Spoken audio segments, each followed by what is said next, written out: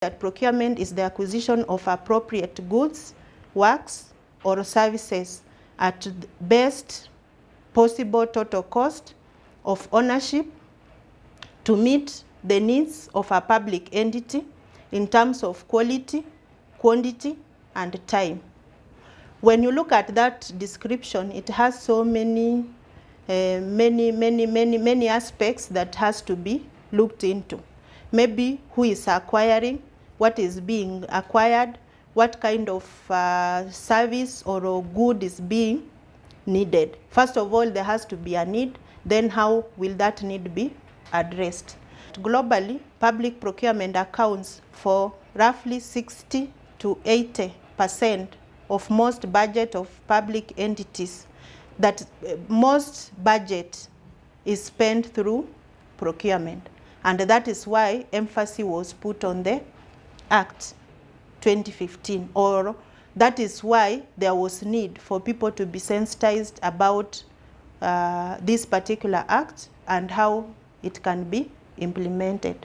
So we are saying in Kenya, the importance of public procurement is now very clear and well provided in the Constitution 2010, Article 227, and the Act 2015. You find that for you to understand better this particular act, you'll be comparing it with several articles under the institution, plus also many other acts that are valid and that are working. For anybody to use the act, there are guiding principles to that specific one. So one of the guiding principles is to adhere to national values and principles as provided for under Article 10 of the Constitution of Kenya, 2010. Also, another principle is to facilitate the promotion of local industry and economic development, including small, medium, and micro enterprises, and also to promote equity, the protection and advancement of persons and groups disadvantaged by unfair competition or discrimination as provided for under Article 27, 55, and 56 of the Constitution. Then also the other principle is to promote professionalism in procurement and supply chain management. It's also to ensure that public sector procurement complies with the provisions of the Constitution and relevant legislation, and to promote legality and protection of society and the environment. Under the Act, there are various institutions that have been mentioned or that are in hand or in need when this particular act is being implemented or followed. So we have the role of the National Treasury. The role of the National Treasury is policy formulation for national and county government. It's also to develop policy guidelines and regulations. The way I've said that the regulations are underway. It is National Treasury that is spearheading the process. Already they've gotten the areas that are not very clear in the Act, and that one is being addressed. So they also design and prescribe an efficient procurement management system for both governments, that is the national and county government. They also provide technical assistance. Like now for your case, there was that instruction that people should be sensitized about the Act, and it is being done at various categories and in various levels. Then also, National Treasury administer national government scheme of service of public procurement and supply chain management services personnel. You find that those officers who are involved in supply chain, most of them belong to the National Treasury, or their cadre is administered by National Treasury. That is the accountants, the finance officers, the audit officers, the supply chain or procurement officers, they are being administered from National Treasury, and that is one of the roles of National Treasury. When you go there, you want to register as an AGPO, the requirements, and maybe now for youth and for women, even for persons with a disability. It is not limited only to youth, women, and persons with a disability, but 70% of ownership should come from that. If you are saying you are a youth, and it is not 100% youth, 70% of ownership should come from youth. Then we can have the other 30%, specifically just for support. And the same will apply to women, and the same will also apply to persons with disability. So you just don't have to sit and say that it's only women that are required in this particular category. No. It's only youth that are required in this particular category. No. It's only persons with the disability that are required in this particular group. No. Because you'll find that especially for the persons with the disability, they may need that support. So for that support to be there, because some can't move, can't communicate, can't do what. So for that support to be there, the 30% should come in. We are not saying that it is a must, the 30% to be there. No, it can be 100%. But in the event 100% is not possible, the 30% comes in. Then we are also saying the county, this one, when it comes to the county, we have county treasury that may prescribe an institutional framework to provide for procurement, administration, and management of common user items for the county government. By common user items, we mean things that are commonly used by everybody. For instance, these pens, books, even this water is used by everybody. But we have specifics that cannot be used by anybody else. So that one, their specifications vary. We have another body, that is Public Procurement Regulatory Authority. This is what is normally commonly known as PPOA. It was changed from PPOA, that is Public Procurement Oversight Authority, to Public Regulatory Authority, that is PPRA. They also work hand in hand to ensure that there is smooth implementation of this Act 2015. So their role is to monitor, review public procurement and asset disposal system, report on the overall functioning to the Cabinet Secretary or County Executive Member of Finance, enforcement of standards under the Act, monitor and report on classified procurement information, monitor implementation of the preferences and reservation scheme.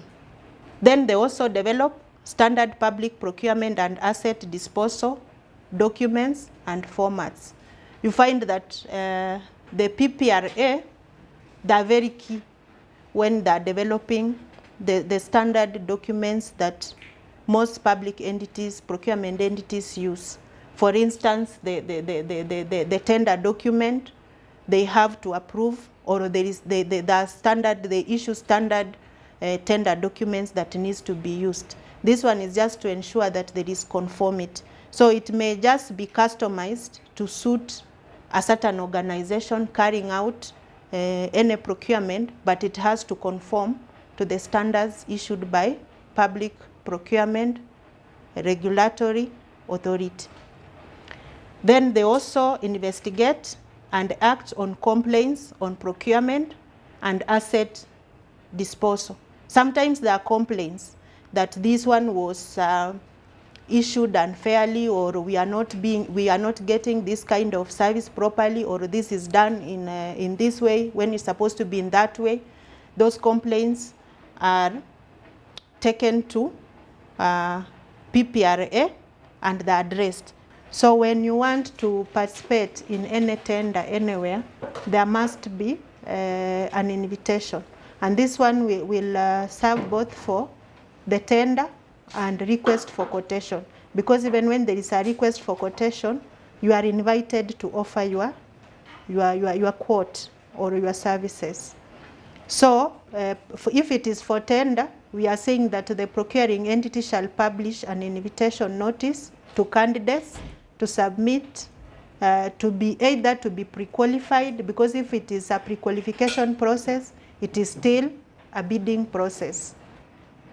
You'll be invited to submit or to participate, and the invitation shall include the name, the address, contact details of the procuring entity, and the description of goods, works, or services. So if it is a request for quotation, it will be brief, because on a request for quotation, the information is minimal. So, and when you go through whatever we'll give you on the act, you'll also find this information indicated there.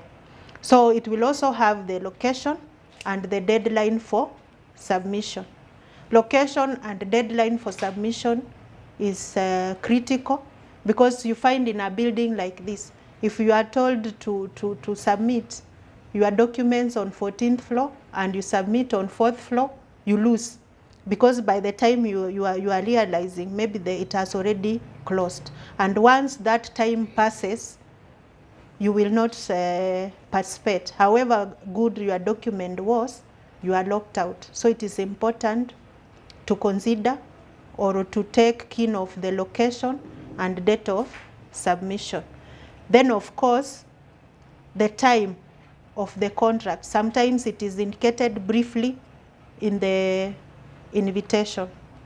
Then also in the invitation we have a statement of key requirements, and we'll also have the criteria for evaluation, and we'll have instruction on obtaining the documents or other necessary information required. As I said, inquiring, you can make inquiries, but it depends on how the inquiries are made. So long as there are not inquiries to influence your quoting, those ones are allowed. And so long as you are making your inquiries to the right people, because if you call and make inquiry, it is a procurement issue, then you are making an inquiry to human resource, they may not help you much. So it is important to make your inquiries to the right section. Then, if it is pre-qualification, the period given for submitting your bid documents is 14 days, and that is section 94, subsection 4 of the Act. However, this is one area that has been submitted for amendment, so it might be clearer in the regulations that will be issued. And in pre-qualification, you are just presenting your company profile, the area you are interested in, and your capability, because there is no price attached to that, and it's just that procuring entity required to have your data bank, so that whenever they want to acquire goods in that area, they can come to you direct. We are saying that on opening, an accounting officer will appoint at least 3 members. Among at least one shall not be directly involved in the processing and evaluation of the tender. Here, the Act is just putting emphasis that if the same people, just for transparency, because if the same people, they can lean on one side, or sometimes they can tend to favor a certain group. So they're saying that it is prudent that those people who have participated in the opening should also not participate in the evaluation. And any bid withdrawn in writing shall not be eligible for evaluation or consideration for submitting the tender, and may choose. No, we are saying that if in case you want to withdraw, maybe you've realized that you did not indicate something, or you've realized that you don't want to submit, you don't want to participate. One, you have to put in writing that you want to withdraw.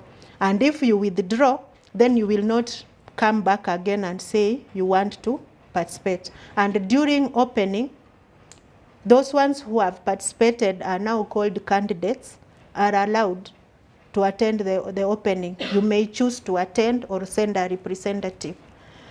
Then the name of the tender, price, where applicable. We are saying where applicable because if it is pre-qualification, there is no price. And tender security are normally considered. And during the opening, no tender is disqualified. And after opening, you are expected to give the signed minutes. Signed minutes just shows the ownership of the process. And in that one, the list of those participants who chose to attend is normally attached, and normally those ones come in to witness the process. And in the event that there is any dispute on the process, they come in handy as witness, or they can be called to comment. Then after opening, we have the evaluation. So the evaluation committee is also constituted by the accounting officer to carry out evaluation in accordance with the criteria specified in the bid document. So the criteria in the first place is specified in the bid document. So this committee is not supposed to go outside the criteria that is set in the bid document. We are saying that reasons will be indicated for successful and unsuccessful bidders. And this is where his question was, one of you raised that they don't get communication. So from here, these are the reasons that will be given out. You are successful because of 1, 2, 3, or you are not successful because you did not do 1, 2, 3. Procuring entity will notify every bidder who submitted an application. This is whether you are successful or not, you will get communication, and there is a format of that notification, the way it's supposed to be communicated or to be done. There will be an appeal period before the contracts are signed. So, and that is what makes communication, notification very important, because if you communicate on time, it will enable these people make a decision on time. If you don't communicate on time and they find that the process was unfair, that is one area where the review board zeroes down when they're checking at the process. How was the invitation done? How was the opening done? How was the evaluation done? How was the award given? And how was the communication done? And for the contracts already signed, because sometimes the appeal comes after the contracts has been signed. If the time takes long, then you find sometimes already the contract has been signed. So in the event the contract has already been signed and there is an appeal, they normally communicate for that process to be put on hold until they make a ruling on the same. Then the committee may also carry out due diligence before the award. You find that such, it may be very necessary for some tenders, it may not be very necessary. Or in the event that the committee feels it is necessary for due diligence to be done, especially if somebody has quoted extremely low and he's qualifying, but you are really doubting his price, then you can carry due diligence to his premise to find out, did he know what he was quoting for, or he just quoted for the sake? Because sometimes it is the way I said it, it depends on the source. Then recommendation is made and submitted. Then we go to the award. The award is normally the final person now in the award is the accounting officer. Unlike before, it was the tender committee. The tender committee's award was final. But in the current act, the final award is normally issued by the accounting officer. And in the event he or she disagrees with the recommendations made, either by the committee or of the procurement, the professional opinion, then he has the powers to order for the process to be redone or terminate the whole process. And in that event, communication is also done to all those people who participated. Then we come to notification. After that, notification is issued to both successful and unsuccessful.